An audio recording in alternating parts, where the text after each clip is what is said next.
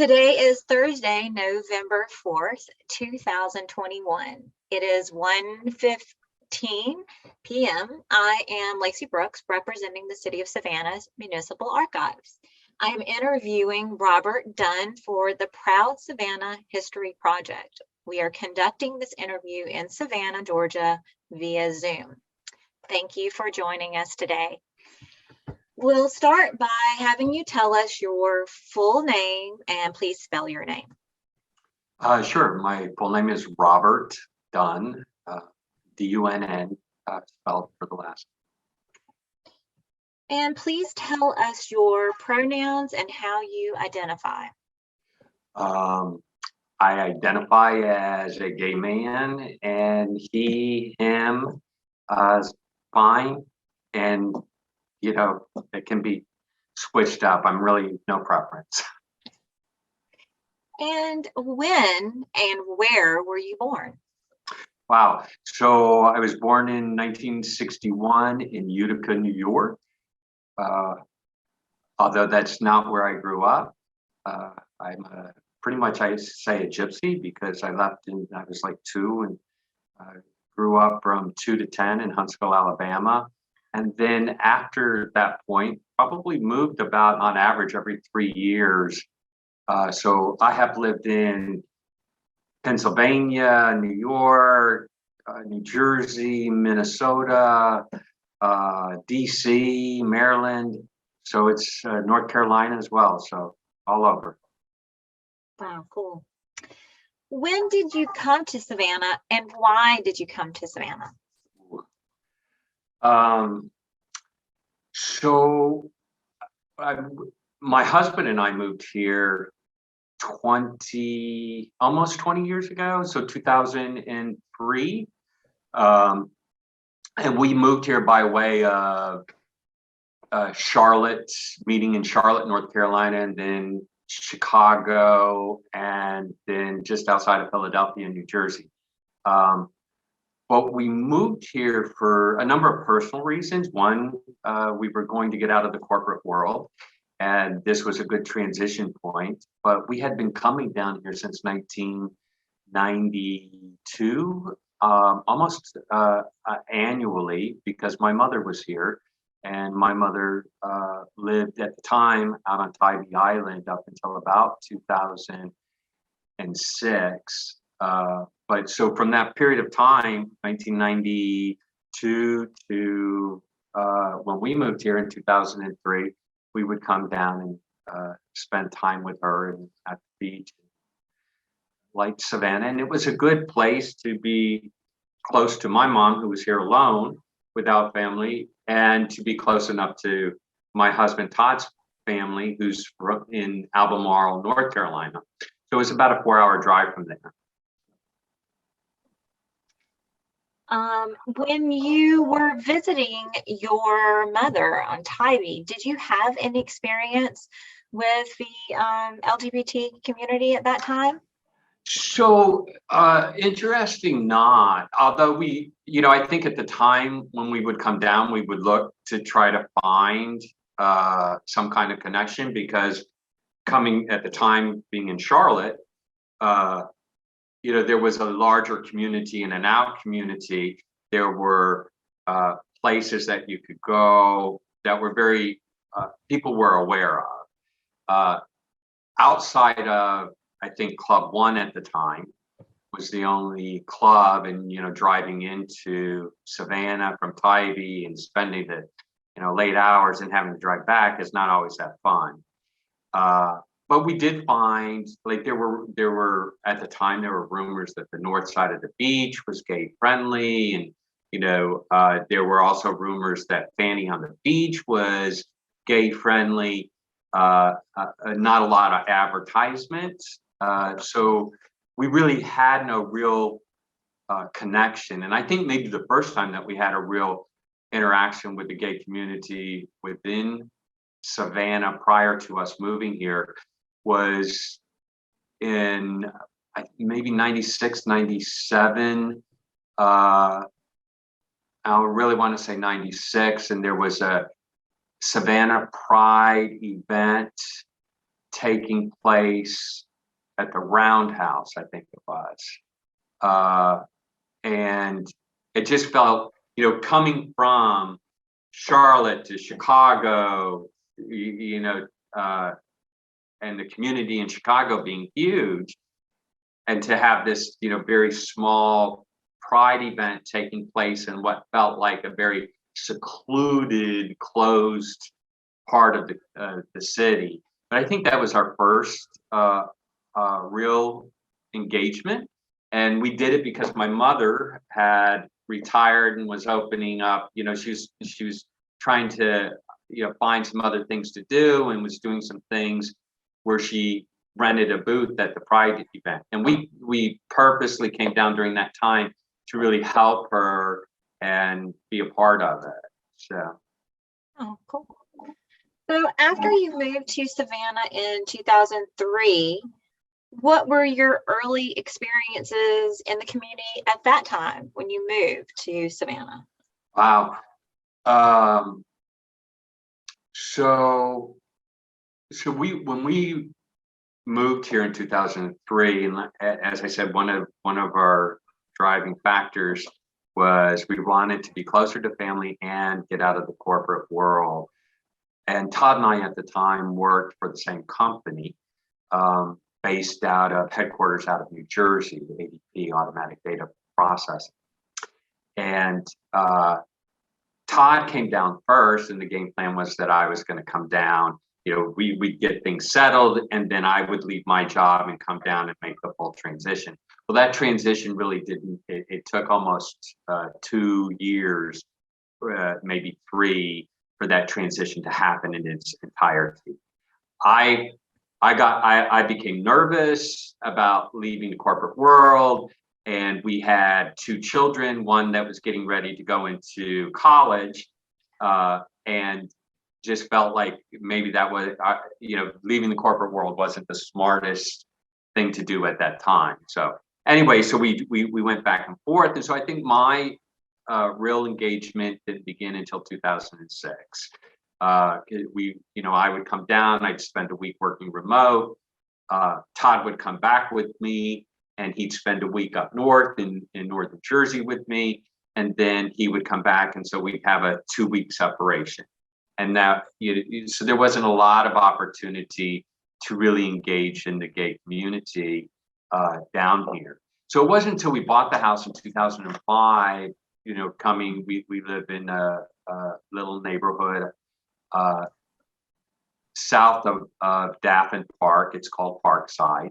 And we bought the house in 2005. And I think once I'd made that full transition and having the house, it began to feel a lot different, and gave more opportunity to be engaged with Savannah as a broader community, but also the LGBTQ community. And I will tell you this: when we were moving, and we told our friends from Illinois and New Jersey and Philadelphia that, hey, we're coming to Georgia, there was a lot of questioning our thought process, and hey, do you guys really, you're really going to do this? Georgia isn't the most accepting place, right? But you can say that about a lot of places in this country even today. And change comes slowly, and it comes with a price, but it wasn't it wasn't a big concern for us. We just felt like things were changing. Here it was early 2000s, and the country was seeing change, and it would continue. But we did, both having grown up in the South, we did, when we got back here from a race perspective, thought that perhaps we made a bad decision. We felt like that there was this very underlying racial tension that lived within the city. And that was concerning to us. and it felt like we had just stepped back in time 30 years ago, back into the 60s and 70s, just around the race relations and tension within the city. Wow. Okay. So when you first you were talking a little bit about children. So can you talk about the time when you were influenced in coming out? Are you able to talk about that? Sure. I guess the question is, have you been married before? Were those children from a previous relationship? Yes. Our children are from a previous relationship. I was previously married to a woman who off and on was elementary, junior high, high school kind of friendship that both romantic and non-romantic over those years. And in our early 20s, we got married. I have always said, hey, I married for the right reasons of loving her. And but we were children, we were kids playing adults, and we were young. I don't think hindsight, I loved her when I married her. I didn't love her the way that I feel like you should love somebody to spend a lifetime with. It was a different type of love. And it was, we were friends, we had fun, we, enjoyed a lot of the same things. We had a lot of the same friends. And we were kids and we were living in our 20s. My children are now 36 and 33. They were 5 and 2 when we separated, and it was throughout the separation that I felt I did my own self-inventory and felt like it was more than just the fact that we had grown apart and that we matured differently. There was other things that had to be addressed. And as a result, one of those things was my sexuality. And I will say, from the time I was in a little child, I knew I was different. When, high school, junior high school, college, I, had relationships with other boys, and I had relationships with other girls. I think there's a lot of things that play into that based on the time that I grew up, that and the environment that you grow up in, that you end up making decisions that may change over time, or you have these preconceived ideas based on what you were exposed to and what you should do or shouldn't do. And if you're lucky enough to break that mold and expand your environment and expose yourself to other things, I think that you learn different perspectives. And I think for me, my coming out in my very late 20s, 29, was the fact that I ended up having all this time by myself when my former wife and I separated, and really trying to think about what else is going on, and what other things am I not happy about? So.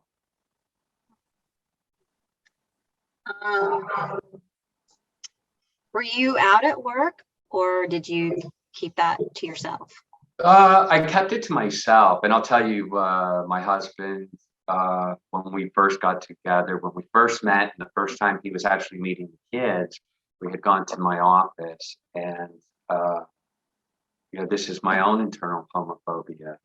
Is I driving up to the office from our apartment with kids in the back. I'm thinking of how do I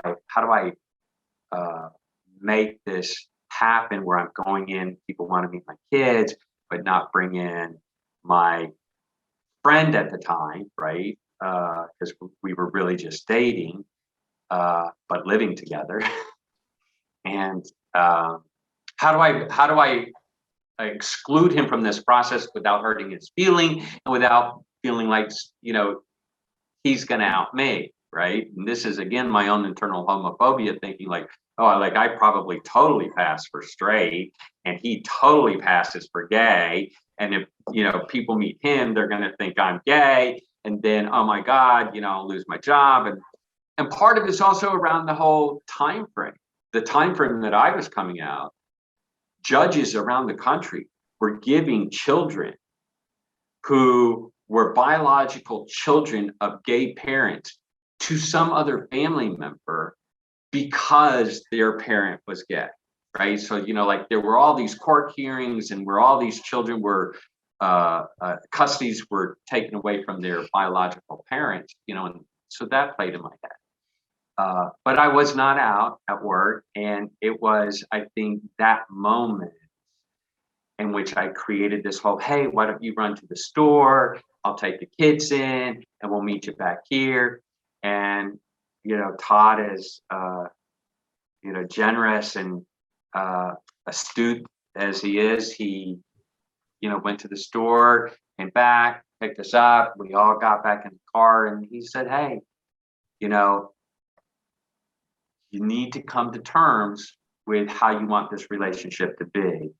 I've never been in the closet. I'm never going in the closet, and I'm never making you come out. So, but you have to figure it out. You're either with me or you're not. And I think at that point, it became my motivation and the catalyst, to find the ways to come out and to be comfortable with it. So, Can you talk about your work with the First City Network? Have you done work with the?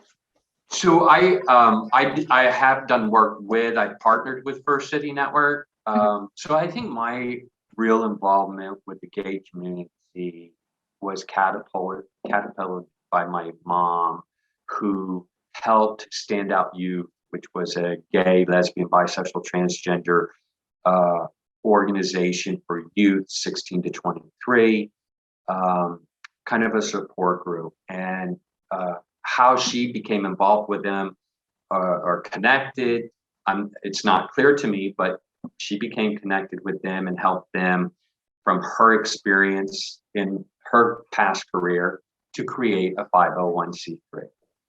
And she would, when we moved down here, she would ping me, and as mothers often do, tap you on the shoulder and say, hey, you really should go look at this. And yeah. And so in any case, I ended up getting involved with Stand Out Youth, first as a volunteer, then as a volunteer board member, and then as executive director over the course of time. And it was probably a 10-year span. And so during that time, I did some things. I partnered with FCN, First City Network. And outside of that relationship, organization to organization, I gave support to First City Network through my husband being a board member of First City Network. And that organization today, still exists as part of the First City Center, the Pride Center here in Savannah. But they were very instrumental, I think, in bringing the gay community, the Savannah gay community, to the forefront. They would have these Saturday socials, first Saturday of the month, that were hosted at somebody else's house, a different house every month. It was a way for people to come together of like mind and share, conversation and community. They had done so much for the community, I think, that without them, I'm not sure that we would be as far along in Savannah as we are. They were the first supporters of Savannah Pride, and the Savannah Pride, came out of that First City Network umbrella, as did Standout Youth. And I sent you a bunch of list of a whole bunch of names that I thought that are all connected with First City Network, Standout, Savannah Pride, that I thought people, if they're not on your list about this project, who would be very important to have on your list, and probably very excited to be a part of the project. Just so we get it for the record, what is your mother's name? Mary Ann Brouillette. It is spelled Brouillette.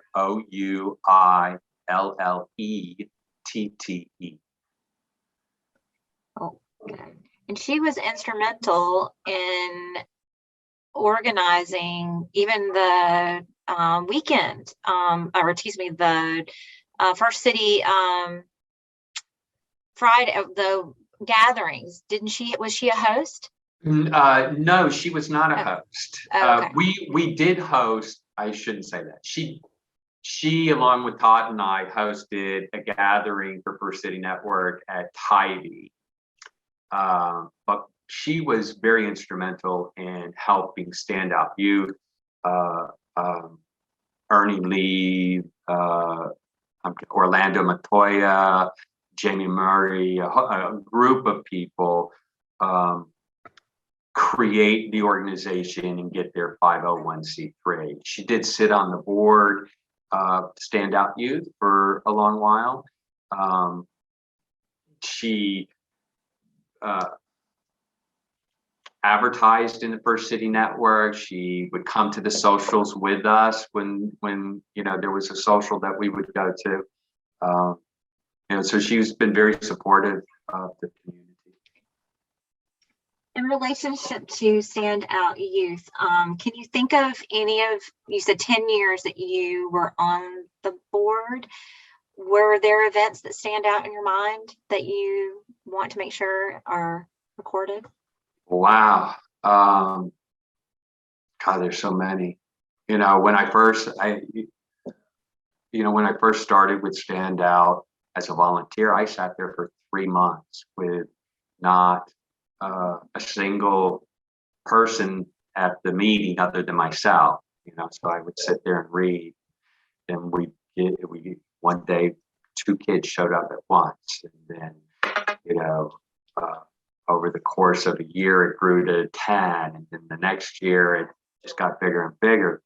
But I would say, there's so many events. 2008, we brought the film for The Bible Tells Me So to Savannah, and we did it. It was an independent film, won awards at the Sundance Film Festival. A number very interesting as we're bringing it to Savannah. We learn a little background of the film and the people involved in it. So I cannot remember the gentleman's name, but he was a teacher, I believe, at Savannah Country Day, and he would run independent films and rent theaters. So we connected with him, Standout did, to bring the film to Savannah. Standout actually rented one movie theater at the Victory Stadium Theaters here off of Victory Drive in Skidaway. It became we sold out on the tickets. I forgot how many people we could hold. Anyways, we had to then rent a second theater directly across from the first and show the film simultaneously to 2 full, theaters. And we brought the film producer and director, Dan Carslake, to Savannah. We brought two of the families who were part of the film documentary, and Mary Lou Wallner and Reverend Poti, I believe it is. And then we had Billy Hester, who is the Reverend here in Savannah at the Asbury United Methodist Church, was on our panel. So after the movie, we hosted a question and answer session. It was a phenomenal event to first of all have sold out on one theater and at the last minute have to rent the second theater, and to for Savannah, I think it was just so unique because you had a line of people waiting outside this theater to see this film called For the Bible Tells Me So, which really discussed the history and the evolution of theology and how theology presented gay people and kind of a different view and how it became the way that it did. And it starts out very I'll say very confrontational. I think the film, if I recall, started out with Anita Bryant and the conflict of her Save the Children campaign and some an activist hitting her in the face with pot. But the film didn't really, the film wasn't specifically about being an activist as much as it was about what people were preaching about homosexuality and how it was so Christian-like and non-religious in every format. And while it followed four families through their journey of a family member being gay and coming out as LGBT or let's just say heterosexual conforming, some of the families did great in their journey, right? And during the documentary, and others were still making that journey and trying to reconcile their faith with this, family member that they love. But so it's a film that we at Standout watched numerous times. It's a film that was well received here in Savannah. And a couple of things that were very pivotal in that event was A, to have such a huge desire for people to see it. Secondly, was that WTOC sent a news reporter to cover the event.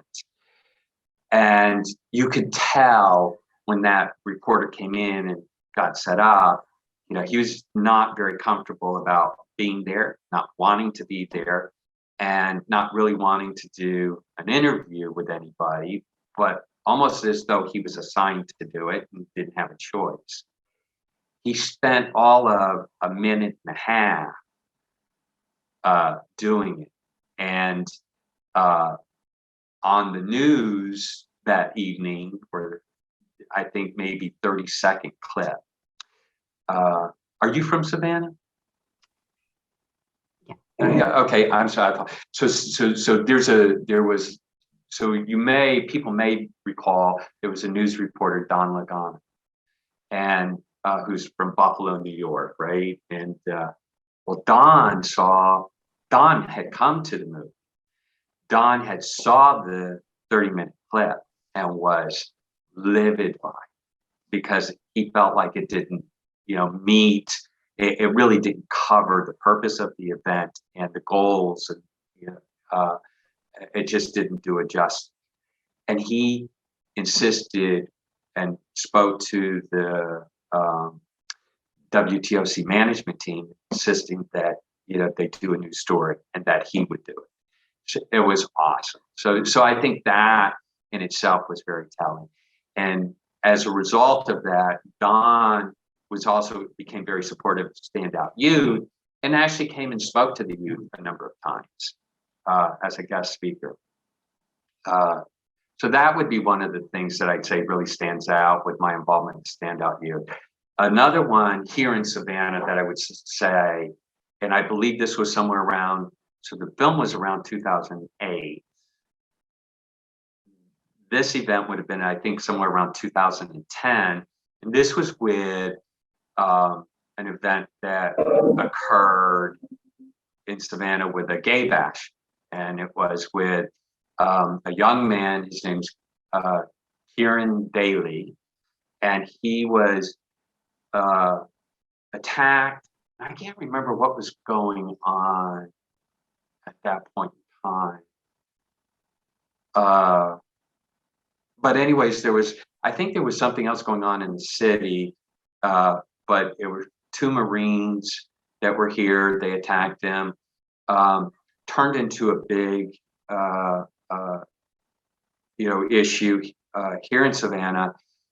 It also created some division within the gay community for a number of different reasons. But the event, as a result, one of the things that came out of this horrific attack was what I would consider the first activist march or protest, loudly and visibly in Savannah. And they all met down, on Bay Street, and there was a whole bunch of youth, but it was organized by a young college student out of Armstrong, and his name is Jesse Morgan, I believe Jesse Morgan. And the other person that assisted was, I believe, the faculty advisor of the Armstrong diversity or LGBT group at the time. And if I recall correctly, her name was is Laura Cahill. And I think she also sat on the First City Network board at one point in time after that.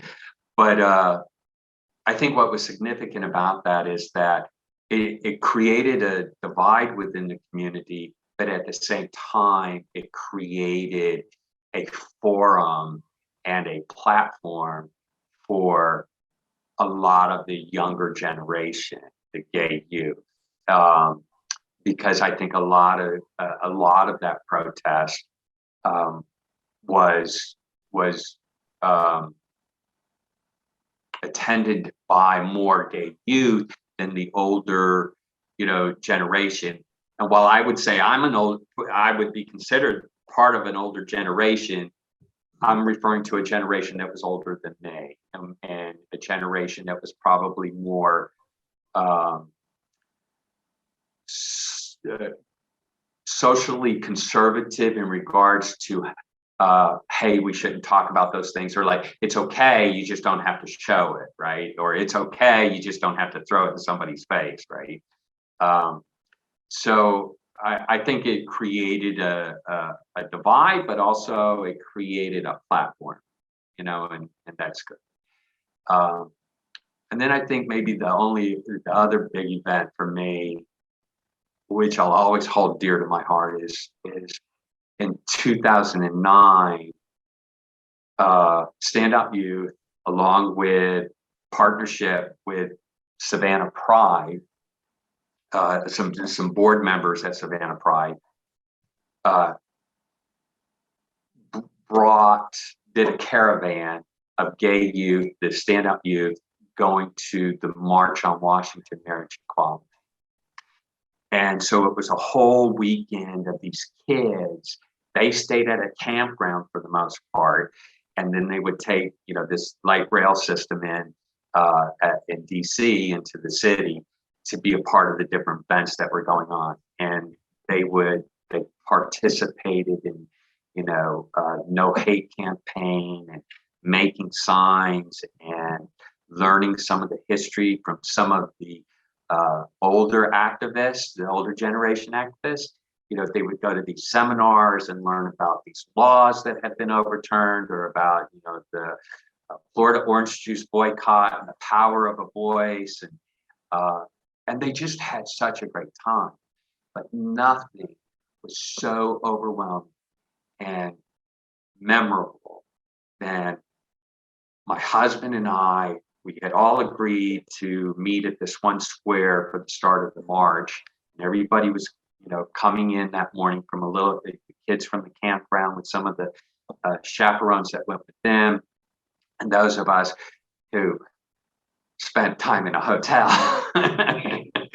uh, uh, and we got there early, and there might have been 1,000 people at this square, and we're waiting for the kids to show up, and an hour goes by and now there's probably 4,000 people at the square, and another hour goes by and there's probably 7,000 people at the square, and we're just at the top of the escalators where we're trying to wait for these kids, and all of a sudden they come up and there's got to be 10,000 people. It's packed, and you just, to see their face and the tears and the story of them coming in. They got on the train and the subway, and it was just them, and every stop it got bigger and more signs and more rainbow flags and more people, and they just couldn't, they were astonished. And it was probably the most rewarding thing, that experience that I ever had. These kids were just, their eyes were just, they couldn't believe the size of the crowd. There were just so many, right? So, and that they were there all fighting for the same thing. Wow. Currently, are you still active with the Pride Center downtown? Do you still work? No, I don't. I left. I got probably say 2018 is I stepped back, and two individuals who were volunteering for Stand Out, took over the organization. They eventually, have left, and somebody that was volunteering with them, and I don't know that individual's name, took the youth organization over, and then has since renamed it from Standout Youth to Jeffrey's Place. They meet at the Pride Center. I'm not sure if they're a separate 501c3, or I don't know what the independence or non-independence from the center is. But I do understand they still have a youth group that goes on. It's called Jeffrey's Place. I think they meet once a week, but I'm sure the information is on the website. But when I stepped back, I had a lot of things going on. Number one, I was kind of burned out from not only my job, but from the volunteering that took place. I just felt like I needed to step back altogether. And I did that, and I'm still at that point. I very little involvement. I'm very happy that the Pride Center's there. I'm very, happy that FCN is still around and Jeffrey's Place is still there. I just haven't had the energy to get back involved in the community. Are there other organizations that you were a part of in Savannah or helped create? No, ma'am. Stand Out became my passion, and I would, I probably most people, anybody that is in, I say this a lot, anybody who's in social work, had they stepped in and watched what was going on, probably would have said, hey, like, you guys are doing this all wrong, especially you, Bob. You're emotionally evolved. Every kid can't be a part of your heart, and every kid was like a piece of heart. Todd and I have helped with kids having places, not a place to live, to not having a job, to trying to get citizenship. but it was my passion, and it has certainly been the most rewarding for me personally, because so many of those kids, even today, 20 years later, I still keep in touch with some of the first group of kids, and I'll hear from them like on my birthday or Father's Day, or and it's always good to hear what they're doing, to know that I was impactful to them. I was at I went to the club the other night to watch Todd perform, and somebody came up to me and said, "Oh my God, Mr. Bob, do you remember me?" And I'm like, "Oh my God, I do." This individual, and we were talking, and this individual tells me how important Standout was to them, and how it saved their life, and how their family has made their own journey to a place of acceptance, full acceptance. And not only as that individual at the time coming out as gay, lesbian, but later coming out as truly being transgender and transition. And so we spent the next 30 minutes not only talking about that, but talking about Standout and some of the other youth that individual is still in touch with, and how important it is. Do you think at this time that you would consider Savannah more inclusive, or moving toward a more inclusive community? Since your first time here, and now, what, 15, 20 years now? Yeah. So I think there's areas what I would say would be more inclusive, and some areas that probably haven't changed at all. You think about 20 years ago, we probably had a couple of we had LGBT people on city council who weren't out. Right now we have LGBT people on city council who are out. When we moved here, I would say that probably city council as a whole wouldn't even breathe the word LGBT, much less show up at an event. And then you have, Mayor Otis Johnson, right, who I think was extremely instrumental in opening up closet doors, and saying to people, we need to be inclusive. We can't. We're going to leave one group behind. We're leaving everybody behind. I think it was under Mayor Otis Johnson that we got domestic partnerships, right? And then Edna Jackson, and Van Johnson, like, they showed up. They didn't have a problem showing up. They didn't have a problem talking to the LGBT leadership or community members. And I'll say, for me personally, Van Johnson, from the time I was involved in Standout Youth to today, he's never wavered. He's never wavered on support to gay youth, to youth in general. He showed up at every Standout Youth event with some of his Savannah Youth Commission kids, at times that nobody at City Council would show up. Mary Ellen Sprague, Otis Johnson, Edna Jackson, but he showed up, and he was always consistent. He had Standout come to the Youth Commission Council and talk to youth. So from that perspective, I think, yeah, things are getting better.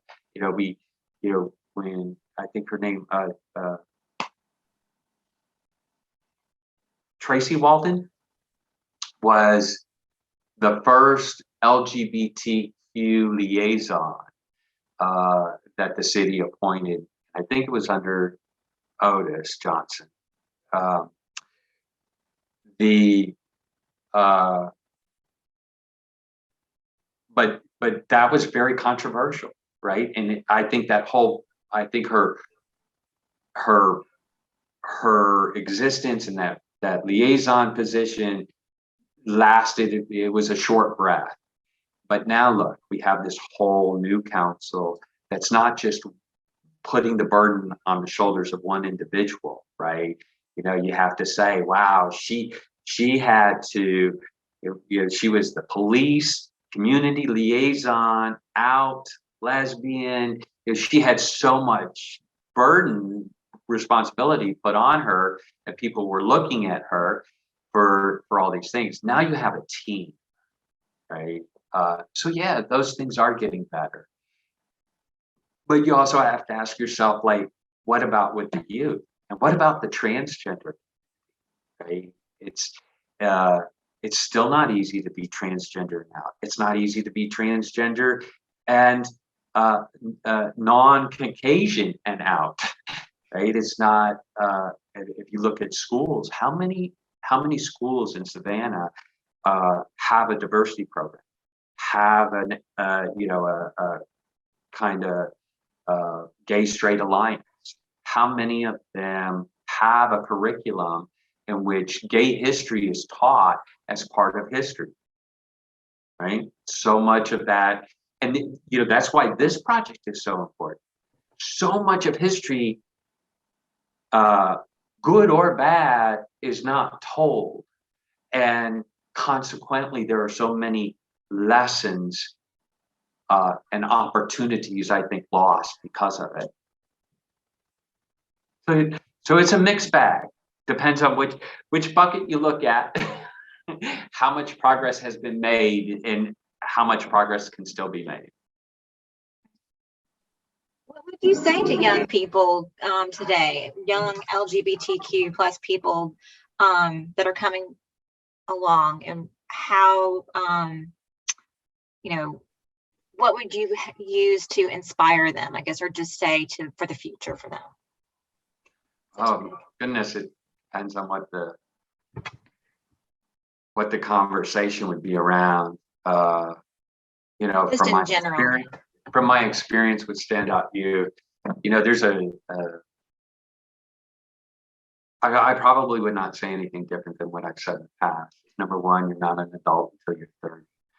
So don't feel like you have to have the answers, and don't make real big life decisions.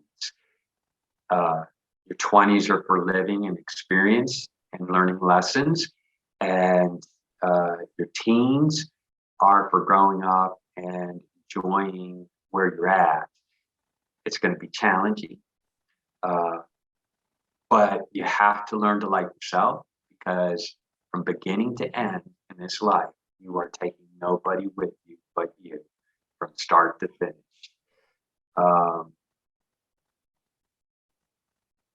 Be kind to yourself, be kind to your parents. It's always a struggle when it comes to coming out. Oh, they don't get it. And you're right, they don't. Sometimes as parents, we for so many years, we project our own future, what we see for our children.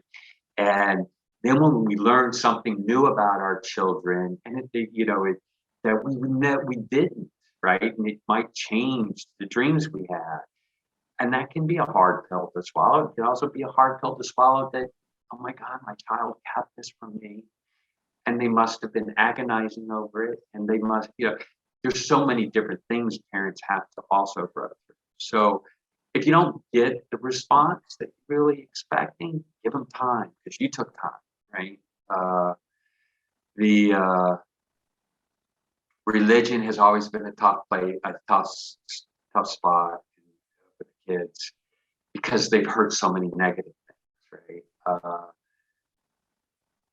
That don't affirm who they are as an individual, as a child of God. And I have often, since For the Bible Tells Me So, have given that film, uh, bought the DVDs, you know, back before streaming. I can't tell you how many DVDs Todd and I have bought and given to kids to watch, always with the intent that they should give it back to us, but they want to keep it, so you let them keep it. There's also a book that is called For the Bible, or no, that's the movie. It's called The God Box, written by Alex Sanchez, and it is a phenomenal book. And it, you know, for a child that is a teenager who's struggling between reconciling their faith and their sexuality, it is an awesome book. And again, it's a book that Todd and I have bought 100 times over, always with the intent that we ask for it back, always with, you know, having to let it go because they like it so much.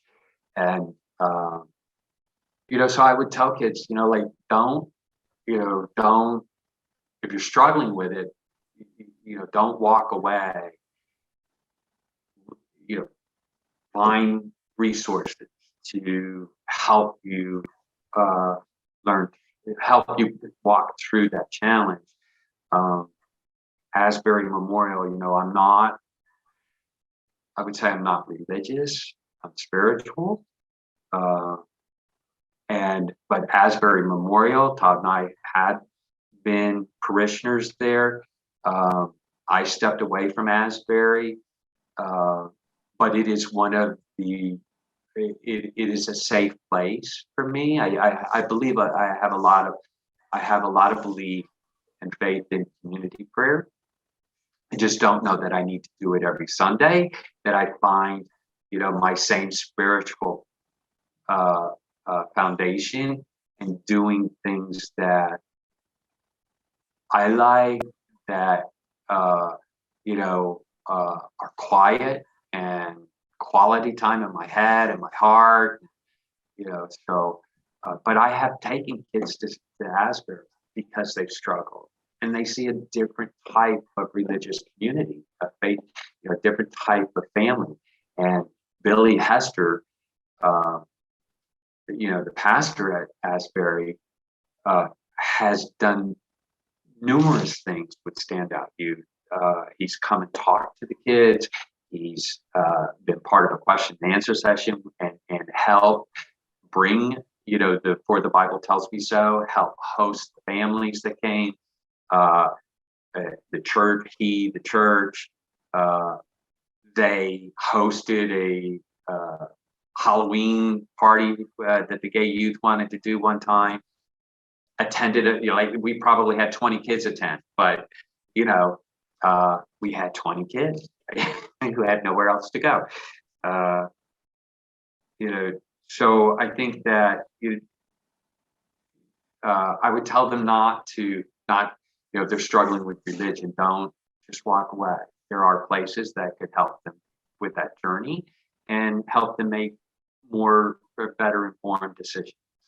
Sometimes we walk away because we're disenchanted. Well, we haven't heard any, you know, we don't have anything to help us change that opinion or view. And you know, things do get better. You know, life was tough. Life was good when I was under 30, but there were challenges.